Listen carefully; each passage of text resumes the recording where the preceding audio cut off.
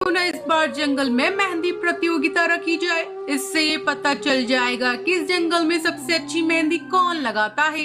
सरदार कड़कनाथ सुंदरी कौवी की बात मान लेता है। सरदार ने अपने मंत्री बंटी कबूतर से कहा, मंत्री जी, मेहंदी प्रतियोगिता की व्यवस्था की जाए। जब प्रतियोगिता की तैयारी चल ही रही थी कि सुंदरी कौवी ने अपनी सहेलियों से कहा, देख लेना, ये प्रतियोगिता मैं ही जीतूंगी।